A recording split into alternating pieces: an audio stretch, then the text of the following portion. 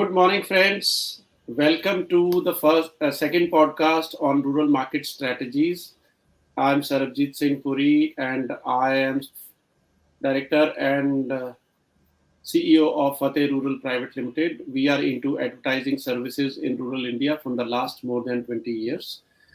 So today with me is Mr. Sudhanshu Srivastava. He's a very well known, Dr. Sudhanshu Srivastava. He's a very well known uh, agronomist and marketing person and product development head in Bharat Certis. And he has been into the market for the last more than 20-25 years. And he has worked with many big companies, including many multinationals. And today I welcome Sudhanshu ji on this podcast for your knowledge sharing. And I really thank you for coming on such a short notice. So, Sudhanshu ji, please welcome and please introduce yourself. Hi, friends. Good morning, and thanks for watching this podcast. And I am Sudhanshu Srivastava. My qualification is BSc Agriculture and PGDBM, and I've got around 26 years of experience in fertilizers, pesticides, mainly in the domain of sales, marketing, product development, advertising, and all these concurrent fields. So I'm here to talk about new product development and product management function.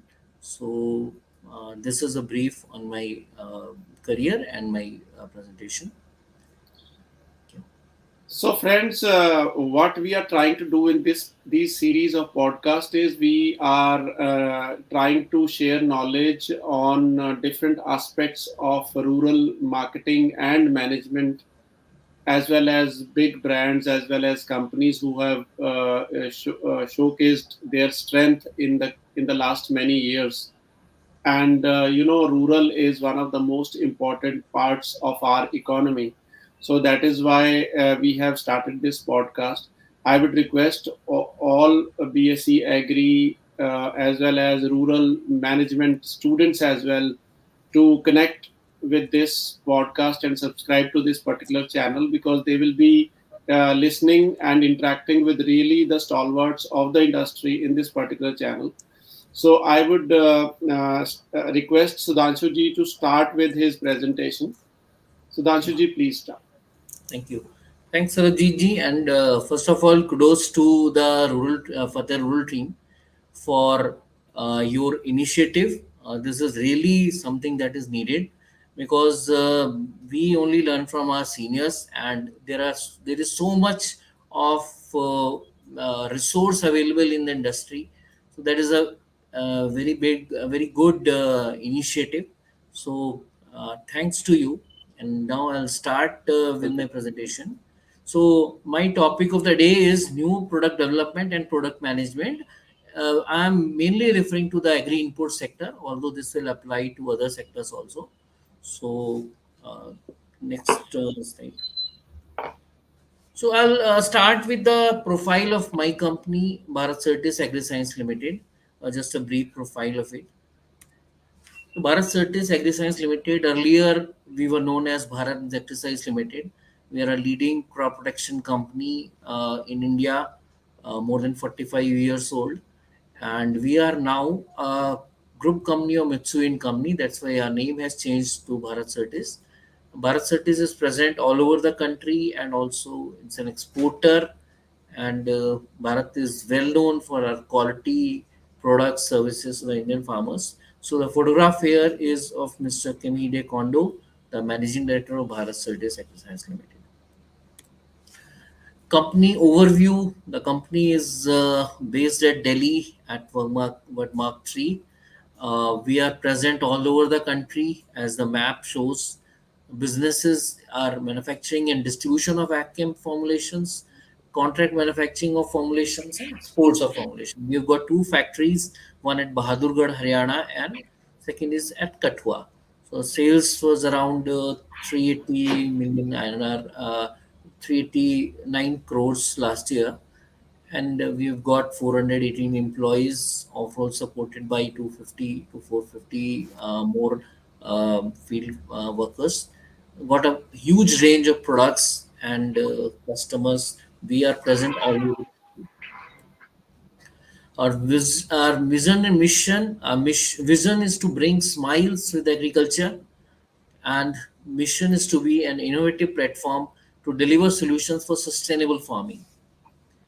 So, talking a bit about our parent company, Mitsui company is a multinational company from Japan and got more than 7 lakh 93,000 crores of business all over the world and across 63 countries.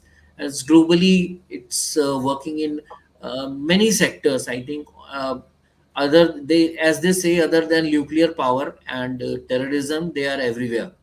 So uh, they are present very much in agriculture also. We have companies such as Certis Biologicals, Certis Belchem, Cosaco, Orofino Quimica, and many other companies.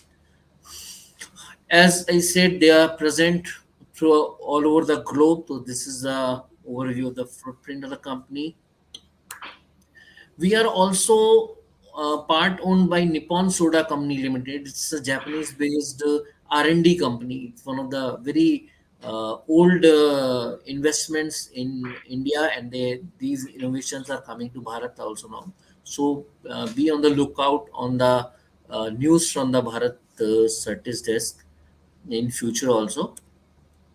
Talking of a few milestones, as I said, we were started as 1977 as Bharat Insecticides Limited. Then through the years, then in 2020 we were taken over by Mitsui Company, and then our name changed to Bharat Certis Agriscience Limited in 2021. 21 onwards, we started launching products such as Nisoran, Topsin, Delphine, then Coside. So these are some of the key milestones for the company. So the strengths, we are having a wide range of portfolio, more than 90 products. Uh, we are there for business ethics. We are known by our principles, values in business ethics and agrochemical industry, and we've got a large field force to service the farmers also. These are some of our key suppliers where they supply to us the various inputs as well as the formulated products. So now coming to the main topic, new product development, the process. So before that, Sudhanshuji, I would like to add here that as you have talked about the company Bharat Certis, I would like to tell all the industry peers as well as the juniors who have just started their career in agri food industry, as well as the students who are aspiring to move into the industry. This is a very good platform where you can understand about the companies. You can have a complete details about the companies. As you, whenever you are going for interviews or you want to join any company, you will get an quite an insight. This is something really, really important thing which Sudhanshu have done, so that people can understand what kind of company we are going to, and which companies we should join, and what career advantages they are going to get in the future. Thank you, sir, for giving us detailed information about Bharat Certis in such a short time. Yeah. So coming to the business development process, sorry, this platform has quenched my topic, but yeah, new product development. We'll talk about the process. So first, let us look at the learning outcomes. What we are going to learn today. So we're going to learn how new products are evolved. What's the process of product introduction? Talking about product management, then managing the product life cycle and the management of the product mix, and then perspectives on agri inputs marketing also. So coming straight to the topic, how we evolve a new product. The uh, inspiration for a new product can come from many sources. So the first and foremost inspiration is the vacuum in the market. For example, right now there is a requirement for a reliable wheat herbicides. Many launches have been there, but reliability is an issue. Then plant viruses, these are the holy grail of the the agriculture. We are unable to conquer the viruses, we just can avoid them. Then maybe talking about a slow The release virus fertilizer virus was has been dangerous. Even the virus coronavirus is was very very dangerous. dangerous. We have seen that. We have seen the pandemic also, Yes. although Yes. human viruses are easier to control. Uh, Mm. there's a lot of research dollars are going into virus avoidance, virus tolerance, but no cure to virus has come till date. So slow release fertilizer, maybe because the fertilizer use efficiency is a big talk of the day in the uh, because of depleting resources and other issues, and solution to the labor problem in operation. So we can say This a will be product an like drone has come ag, in. So these kinds agri of, yes, stuff. Yes. herbicides. Herbicides are the products that reduce the drudgery in agriculture. Then farmer practices. Farmer, as I say, is the first scientist and the foremost innovator. So they keep on mixing. India is a country of jugaad technology also. So they keep on Yes. mixing the combination and they get good results. So there are n number of products which are coming out of the farmer practices. So this can be a very good inspiration for new products. Then the R&D findings. This is the basic research and development done by the industry and by the scientists. The new technology or development, especially if a new technology is introduced from the abroad or any chemistry which has become off patent. So this kind of uh, technology and development can also be an inspiration for a new product. So I think the So industry guys can relate very easily what exactly you are trying to say. So there can be multiple examples which they can have in their mind, and of course students can ask the questions here wherever you feel like. If you want something, then certainly I will ask a question here, sir. If you can go to the back slide, if you can give one or two examples related to one or two pointers, so that it becomes a bit more interesting. yeah, like Maybe a we're talking about the tank mixer to lead up to combination of product labor for. problem in agriculture. So drone came. That's Yes. also a product. Then herbicides are there. There are Yes. certain selective herbicides are there now. There is a technology called herbicide resistant seed breeding. Like Right. you apply the non-selective herbicide, your crop will survive. So these kinds of innovations are there. Then farmer practices. Many products have come in the market, um, starting maybe from chloro plus cyper. The farmer used to mix these two products, and chloro Right. cyper combination came. So there are a number of products every year. Hundreds and hundreds of products are coming out of these practices. Off patent chemistry, very recent example was chlorantraniliprole, which became off patent, and the whole industry was flooded with chlorantraniliprole products. So R&D findings are quite well known. Uh, so Great. these are some of the So it examples. gives more clarity to the Yes, viewers actually. yes, yes. Going ahead. Yes. So, new product type can be a brand new innovation which a company has developed, which is just not copying anybody, but taking inspiration from the what we talked about in the last slide, and then delving deep into the requirements, and then bringing a new product, new brand, and then it may be called a Me Too product. So, it's well known in the agrochemicals parlance that the 9(3) and 9(4) registration. 9(3) is the basic, the new registration, which is a brand new innovation, and 9(4) is a copycat product. So these can be two ideas for development of the new product types. Here I am not using Me Too or the copycat as a derogatory term. It is essential because if a brand is it is there for only a few companies, the reach in more than 6 lakh villages in India, and reaching out to over 30 crores or 40 crores of farming families, it's not very easy. So the Me Too is a demand of the day. It has to be there. This will reduce the monopolistic pressures. It will bring in fair competition in the market. So I don't because we can jump to the conclusion that it's just a copying and plagiarism kind of a thing. So it's essential So for I the. think if a single technical is coming up and multiple companies are able to give product in that technical, then certainly their reach will improve. And end of the day, Yes, end of the day, we should reach with that particular technical, that particular solution to every yes, farmer in the country for that particular crop. Then certainly we need more companies to come in with the same technical. That's what you want to say, I believe. yes. Yeah. Sure. So, talk about the key steps in new product development. So the first step of product development will be the idea generation. What will be the product idea? Maybe survey of the customer, what the customer wants, what's the demand from the farmer, retailer, distributor, and other stakeholders. Then suggestions on the team. Who our we have got like in our company we have got a team of over 200 agriculture graduates and postgraduates, and they are constantly in the market. They are looking at scanning the environment and looking at the farmers, looking at the retailers, distributors, and competitors. So they give suggestions for new products.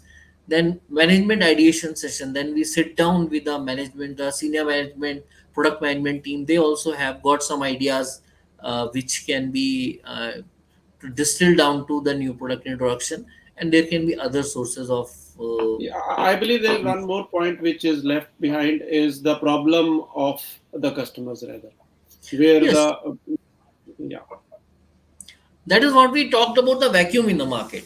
yes, The problem of the customer uh, gives rise to a vacuum, gives rise to an opportunity for yes, for us to cater to it. or a So that solution is to a the, particular problem. yeah. Then we with the survey of the customer, we get that idea what are the problems of the customer. So this kind of a thing. So going further. So after the new product idea, then we scan the external environment, what is the overall scenario, and whether we can introduce the product or not. So we do the comparative study with the similar products in the market, maybe efficacy on target benefit, cost of treatment, range of benefits. Then regulatory and compliance aspect, we can bring a product only if it is it can be comply to any of the acts that are there on the agri input sector, maybe the fertilizer control order or the insecticides act or the seeds act or maybe other acts that they are in the market. So we have to fully get the green signal from the regulatory team. They do the basic job of just telling us whether we can launch this product. Then there are certain, nowadays the trend for even minor changes and modifications are getting patented. So these patented, this patent status is also a big factor. Then there can be restrictions in other countries, like our grape exports, our exports to the, especially the European Union. So they put up a lot of non-tariff barriers on the on our exports. Like in the case of grape, I remember that there used to be a lot of problem. Like about 15 years back, there was a lot of grape consignment that was reverted back Return. because of certain agrochemicals that were there in the final product. So there is a lot Even of even I MRL still issues. remember there was a, returning of basmati rice also some at some point Yes, of time. even a pauper country like Iran, which was uh, shunned by the whole international community at one point of time. So they also returned our rice. So Hmm. because these are certain terms, these are non-tariff barriers which are virtually inachievable kind of a barriers they are putting up, and in certain terms there are genuine concerns in the market on environment. So there are maximum residue level status for exports, and every exporter knows this, that they have to be very cautious of using the insecticides or maybe any pesticide uh, before a certain window, uh, where the when the export, the harvesting will be done. So these are also important things when we are talking about. See, when we are targeting a product, we have a target crop in mind, and with that target crop, we'll have to check what are the restrictions under the law, under the other countries' laws, and all these things. And production feasibility. Many times, what happens, we come with a fabulous product, but the raw material for that product is not available in India, or the availability of product is dicey. Give you an example. We had a product having novaluron in this as a raw material. It became a very popular product. Today also, it is a very popular product. Is still demanded by the industry, by the farmers. Brand name I'll take the liberty of taking. It's Biltora. But the availability of raw material was such an issue that we couldn't take it to the next level. If the raw material was there, we would have taken it to a much higher level, and we would have earned that kind of a thing. So even after product introduction, we get these kinds of issues. So production facility feasibility is very important. So coming to the next slide. So other steps, especially in the R&D based products, so the product is based on our own R&D. So we have to do a lot of analysis. The R&D team has to do comparative trials. We have to go for university trials. The toxicity and other studies have to be done. Then the registration formalities. It takes years and years to register a product and to bring it in the market. So So, it's a Sudhanshuji, huge how much time, average time it takes for a one product? I'm not, after once See, it is being developed. uh, I'll give you a fair idea. I will not comment on the time because it depends on so many factors. A fair idea is that we have to conduct at least 3 years multi-location trials in the university. So one trial will take about 1 year for application Research. and then analysis and then the report by the university. So 3 years trials would be there. Then toxicology reports, the self-study reports. Then there will be preliminary application to the bodies, registration body. The registration body can bring in some objections or some questions, and after that, then they will take their own sweet time to register. So it takes a couple of years for introduction of the product. So any other query, Sarabjit ji? No, no, no. Certainly, I would just comment on it that it takes a long time for agro input industry or companies to come up with the products, and Yeah. it is quite a hard work as well as a lot of money goes in, lot of hard work goes in, and a lot of research and lot of trials goes in, and then and only then any product comes in. So Yes. it's not that easy that we are getting food in our plate, and that food comes from this much of research, many years of research and many years of trials, because all the things have to be taken into consideration, because the food is used for human as well as animal consumption. So And this believe is me, what exactly. we give a lot of care to um, uh, caring for the people's health, public health, as well as the environment, because Yes, that is one thing, that is because of our own commitments to the stakeholders, as well as to the our own selfish interest of having a long-term product. If a product is introduced with scant uh, emphasis on the public safety and the environment, and later on it becomes a hue and cry, then the company will face a lot of issues. You just look at the examples of class action suits on Monsanto's product, uh, this Roundup yes, product, and it has yes, repercussions throughout the globe. So we have to be very careful for the because our main aim is to eradicate pests and is to enhance the availability of food to the common man. So that is yes. the main aim of any At a agricultural low price, at a industry. low price. Yes, we are seen in a very kind of a you can say dubious light that it is pesticides are harmful. Very well, the pesticides are harmful if they are used beyond a prescribed limit.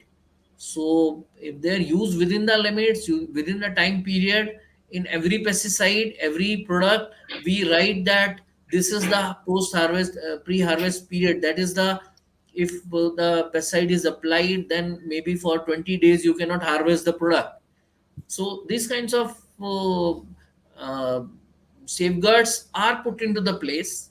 However, it becomes in the hand of the farmer and the applicator. So he has also So a I would lot of like to add here, sir. I would like to add here that you people have to understand one thing, that it is the pesticide or the agri input industry only because of which the people yes, are able to eat food at the optimum price. yeah, Otherwise, three times a day a meal is not possible if these pesticide companies have not put in the yes, hard work which they have put in. And now they have started working a lot. From the last many years, they have started working a lot on environmental issues as well. And they are trying to reduce toxicity, they are trying to reduce chemical impact as much as possible. And many companies have come up with bioproducts as well. Although bioefficacy is still a challenge, but still yeah, the companies are working hard and coming up with new products so that both the price of the food and availability of that particular product is easily, reachable to every home in India and the world. yeah. So going ahead, so rendering the shape to the product. So these all the other things were the basic information, basic working on the product. Once the product is approved by the registration authorities, once the product is approved by the management for introduction, then we start working on the product, and that's also a big process. So rendering the shape of the product. Coming to the physical aspect of the product, so this is the most visible part of the product. Maybe just like giving an example of a product which was introduced a few years back by us, called brand name Sogat. So you look at the uh, various things that go into that product, the packaging itself, uh, the label, the direction for use, that is DFU, the measuring cap, the bottle. I have omitted the external carton that would also go there. Then the physical aspect also includes the unique brand name, like we use the brand name Sogar. So the product has to be registered in the trademarks registration. It has to be unique. It should not be contested by anybody else, and it should be such registered in such a manner that nobody else uses that trademark in that class. So this is the one of the basic things to do. Then the label design and contents, a lot of care is taken for creating a design which conveys the real kind of uh, benefit of the product. Like you look in this picture, the Sogat. Sogat is a product which uh, helps in ripening of the final crop. So this is a valid, this is a CIB registered product, not a kind of poisonous thing, not a hoax. And if it is used in the right quantity, it can give a lot of mileage to the farmers, because their crop will be uniformly ripened and without any side effects. So here we have shown a color changing dots, or color changing these balls. So the reason for this, like in a tomato, it's a green, but when Sogat is applied, so within a few days time, it becomes fully ripened and uniformly ripened. So this denotes the effect of the product on the final crop. So there may be a number of ideas which depict the uh, benefit of the product, or depict the specific uh, kind of advantage of that product. So this is also a consideration while we are designing the label, and the contents are there, should be complied with the regulatory authority, legal metrology authority, and all these things, so that it should not be involved in any legal hassles in the future. The pouch shape and material, pouch material, a lot of work goes into the pouch shape, maybe a standy pouch, or maybe a kind of a center seal pouch or many other pouches, or this is a bottle, can be HDPE, it can be PET, it can be a coax, it can be any other thing. So tin bottle. So these kinds of decisions are taking. Many of the things are also spelled out in the registration formalities, because the in the agrochemicals, the material of bottle is very important. If the material reacts with the agrochemicals, then it will lead to leakages and environmental issues. So that is also important. Then we decide on whether they will be an inner carton and outer carton. Maybe as you see, just like in a Colgate uh, tube, you see a tube, and over that there is a duplex carton, duplex box. So that many of the products we introduce that, many of the products we shun that. Maybe shrink sleeving has to be done so that the label content remain dust free for a long time. So these kinds of considerations have to be done. That's a physical aspect of it. And the stock keeping unit, what will be the size of packaging? Maybe for a market 50 ml may be required, or maybe in a market 10 liters or 5 liters may be required. So these are the considerations that have to be done before launching the product. Any questions, Sarabjit ji? This is a huge topic. I've put it in a single slide. It takes Yeah, us yeah, certainly, lots sir. of deliberation, We months will take together it. to No, no, finalize. we will take Questions afterwards. specific parts Yeah, of this particular slide, which you are of this particular presentation in the coming podcast. Slowly, okay. we will take it up. But today Yeah, is like in order to just give an insight into what exactly is happening and how it is done. This is fantastic because I would like to say here. yeah, So this is very clearly you have mentioned, and very clear. Your presentation is very clear, and people are able to understand. I hope people are able to understand. There are no that's questions coming up. yeah. So that's great. Sarabjit ji, this platform has just done a lot of magic with my presentation. No issues. Bear with me for this little bit of formatting issues.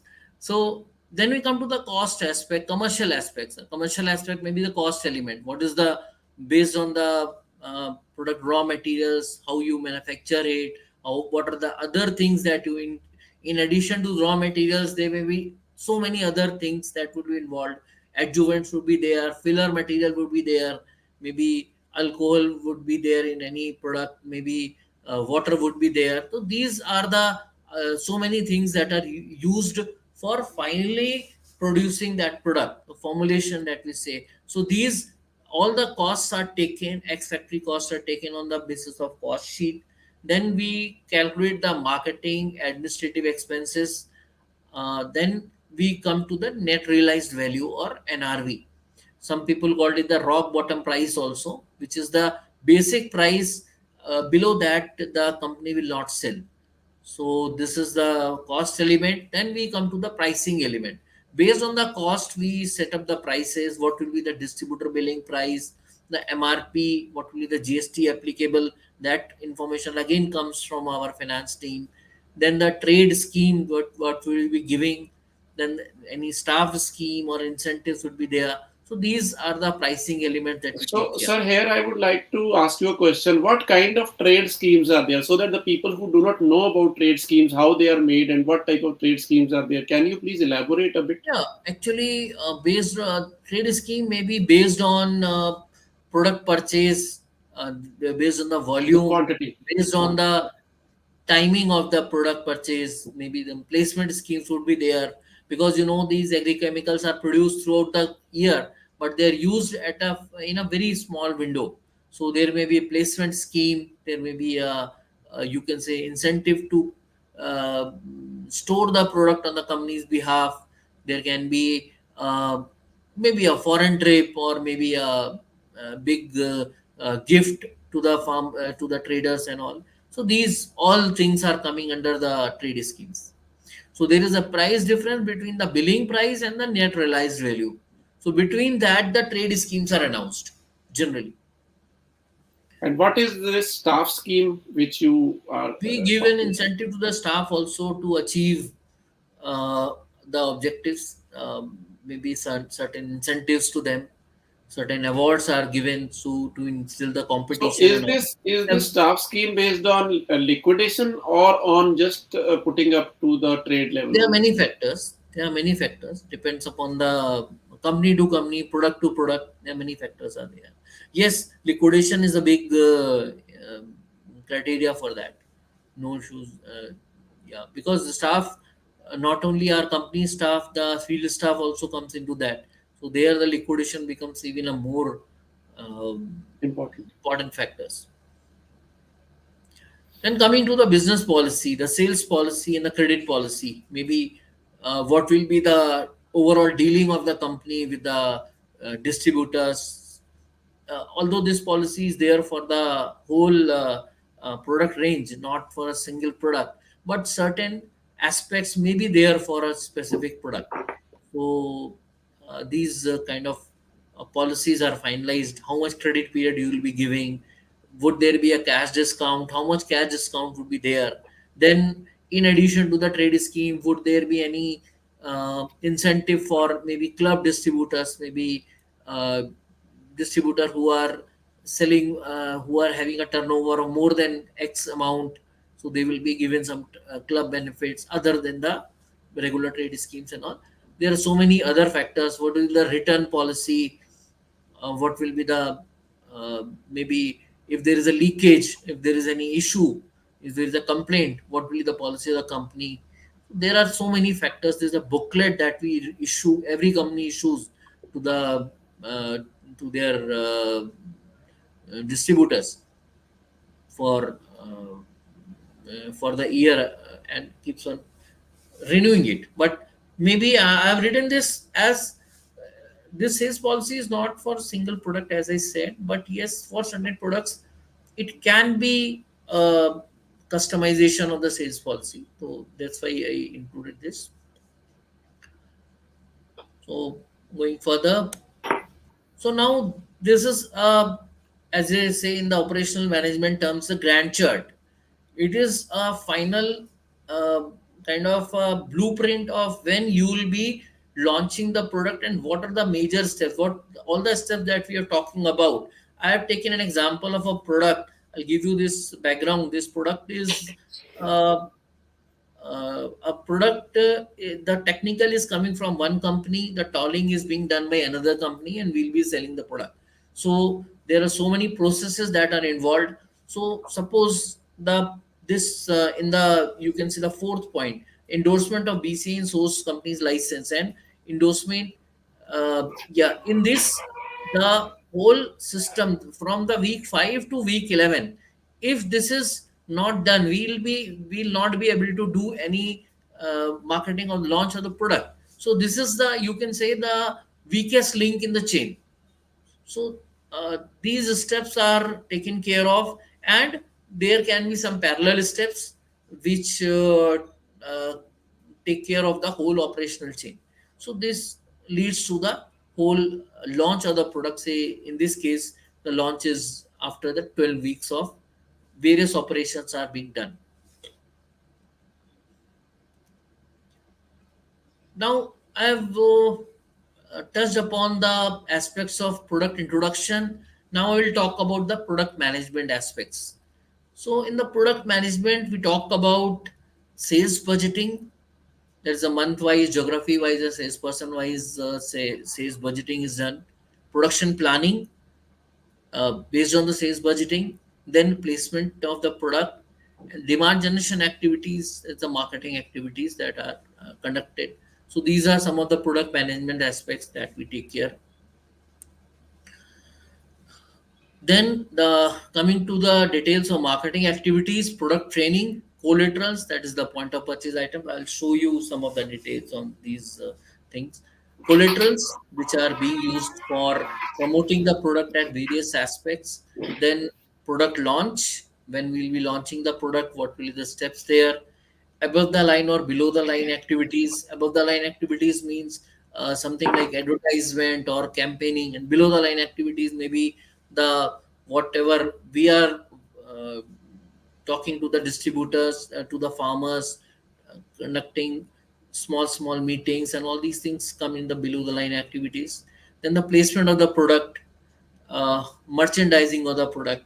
So these kinds of activities, and here the services of companies like Fateh Rural and Fateh Tech come into play. So this is a slide depicting what you do, Sarabjit ji, Yeah, yeah, certainly. basically, other than So product. here, I would like to say this is not just a hard work of one company. It is actually a multiple people who are coming Yes, together so that the yes, products can reach to the right people.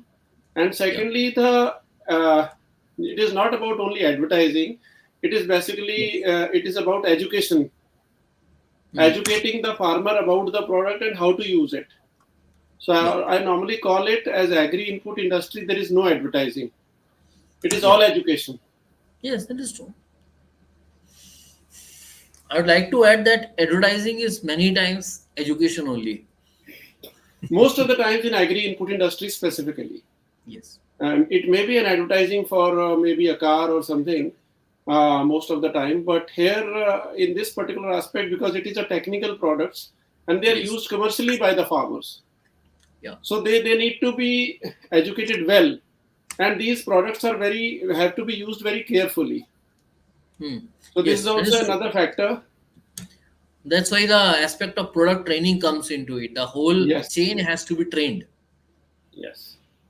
So that is important. Yeah. Going further, yeah, we just launched in 22, 21. Is in fact we launched a product called Cosite 3000.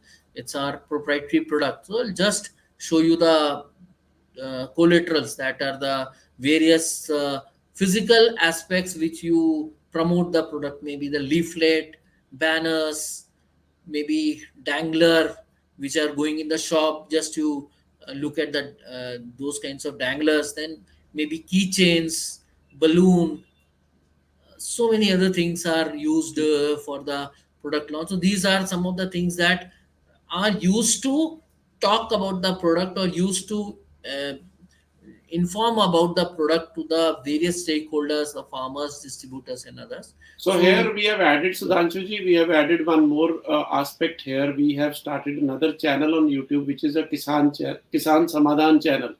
So it is in Hindi, and this particular channel is meant to be, here we will ask only the company agronomist to okay, describe the product, because normally on YouTube, a lot of YouTubers are there, they are doing very good job, but maybe technically they might not be very sound in order to teach about the products. So as far as agri input industry is concerned or other rural industry is concerned, in order to describe the product in a technical fashion, we need technical people to be on that channel.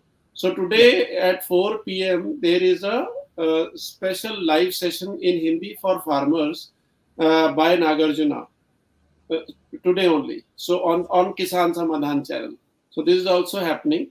So I would like to tell that new things are coming up. We are trying to innovate as much as possible in order to improve the reach of the companies to the last mile. yeah, Yes.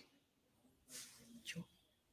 So coming to the next one, product launches. So do you, to a lot of fanfare for product launch. This case, Cosite 3000, since it was a proprietary technology product, so huge investments in product launches at various distributor points all over the country. Then we do the farmer launch or retailer launch. All these levels, the launches are done. So in order to make that product very well known to the end users, so these kinds of activities are done. And coming to the third aspect, that is the managing the product mix. So we have launched a product, we are managing the product. Now comes the part where there are so many products in the cycle. I think it's quite theoretical, but I'll try to explain it as simplistically as possible. So uh, there may be certain products which are in a very specific stage of the life cycle. Maybe the technology has become outdated, or maybe there are few so many competitors, our competitiveness has reduced, maybe the price of the raw material has gone. Like I took the case of Biltora, the raw material availability has become an issue. So this can be, and maybe the market has not taken up the product. As I said, it's around only 5 to 6% of the products that are introduced every year become blockbuster successful products, and only 1% or even less become blockbuster products.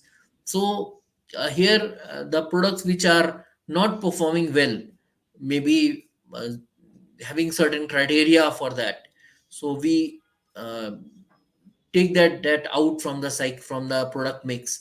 And maybe there are products which may reduce, which may need some rejuvenation, which may need some relaunching. So, like 2 years back, we relaunched a product called Toki, which is a well-known product, and we in fact changed the formulation itself, apart from everything.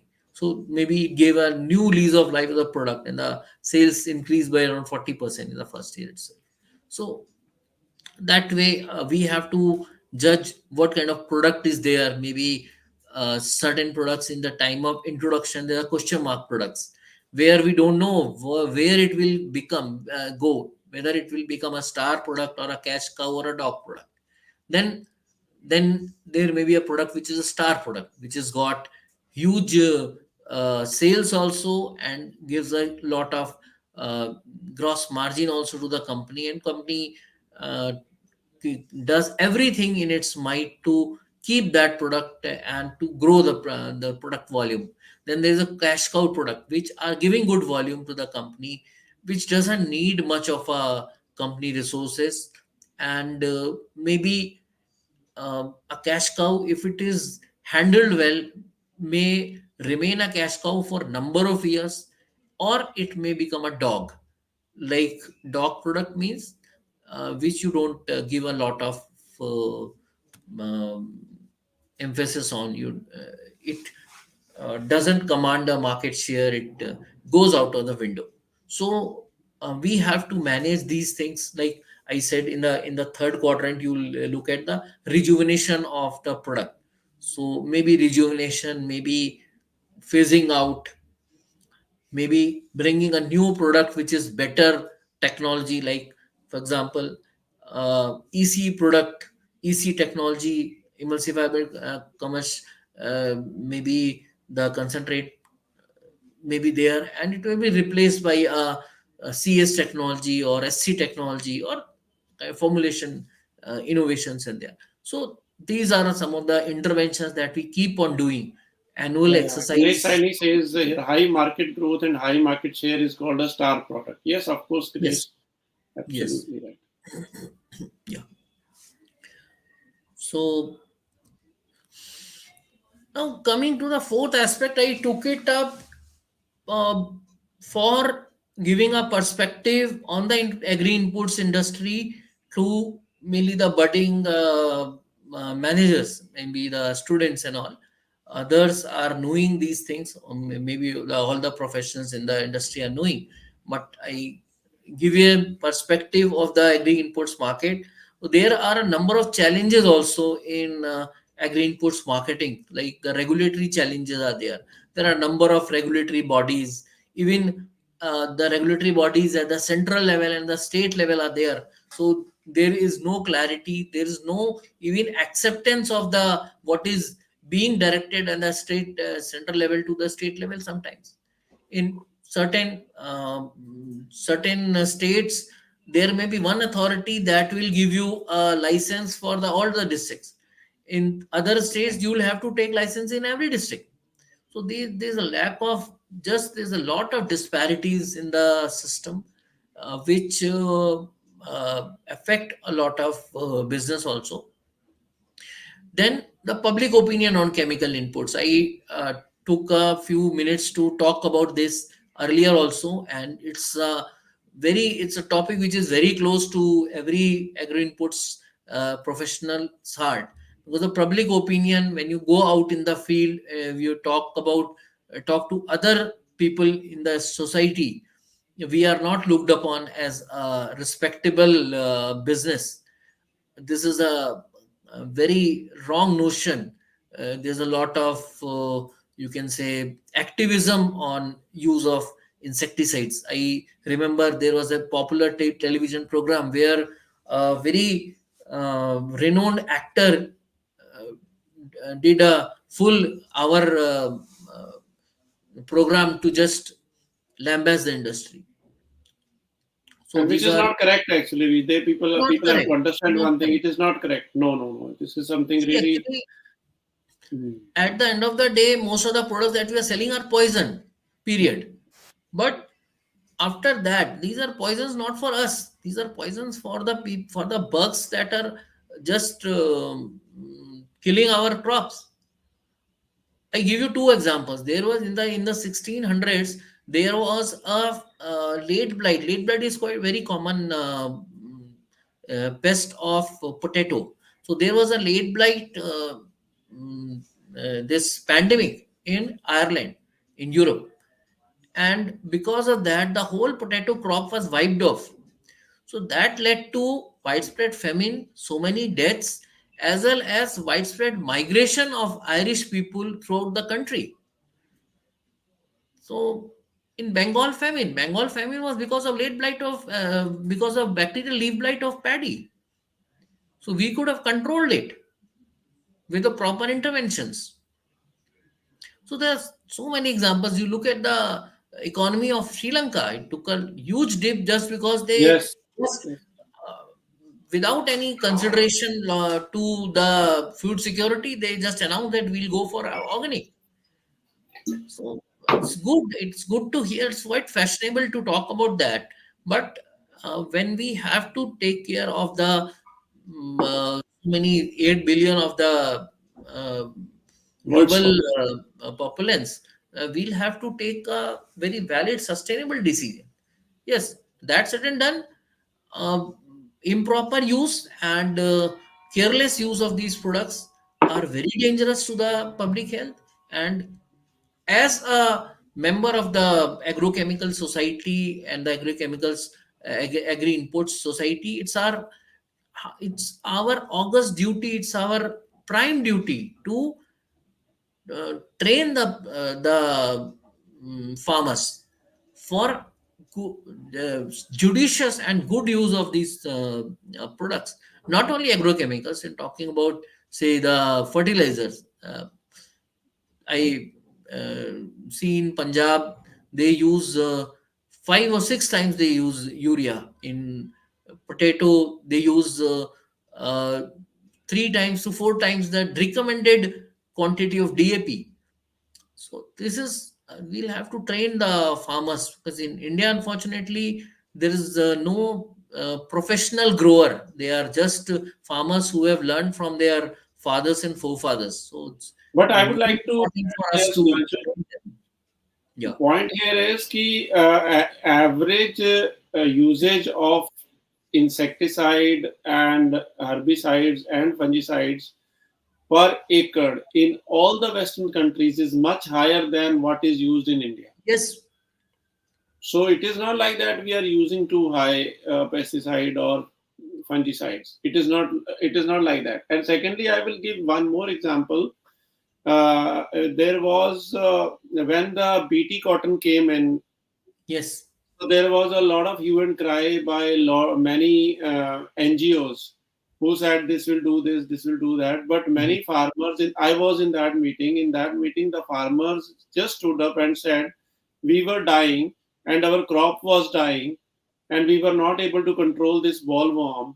What were you doing at that time? So we need this BT cotton that is not against us."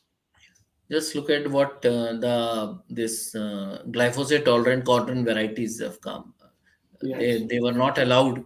The They were farmers not are allowed. Brinjal was not allowed just because of brinjal this was not allowed. NGO thing. Yes. But I think if So it would have come, then certainly the insecticide consumption would have reduced by a huge amount. And today we would have been eating non-residual impact full brinjals and all. yes, true. Now, the saving grace is that biologicals have started coming in, and there's a lot of work being done. In fact, most of the companies have started talking about biologicals around. 10 years back there was not even a talk about them. So this is also a very important thing. And also sustainable use, the industry is also talking about the sustainable use. So instead of going for organic farming, it's better if you go for sustainable farming, where you have an integrated approach on everything. So that will enhance the credibility of the companies also, and the industry also, and it will reduce the pressure on the environment also. Then third aspect, credit expectations of the market. So it's really, we are working in the rural area where so many companies don't even think of entering, because they don't know where their money would go. So credit expectations of the market are sometimes very high, which are untenable by the industry standards. So this is one more aspect where our, say, around 35 to 40% of the time goes in managing the receivables. Yes. So it Collecting becomes the money back from the field is always yes, difficult for agro yes. input industry. Yes. Yes. Then the cost of treatment. We bring a costly technology and the farmer doesn't adopt it because the cost of treatment is very high.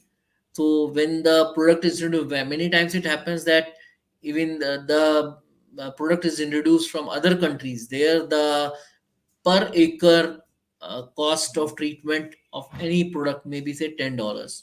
So for us $10 is very high. Yes. We'd like to have a product which has a cost of treatment of say $2 or $3. Yes. So it's very difficult, especially in the case of say products such as biostimulants or biological pesticides, where the results are not that directly visible in a few days time. So where you have to be really observant, you get good results, you get a very good uh, kind of protection.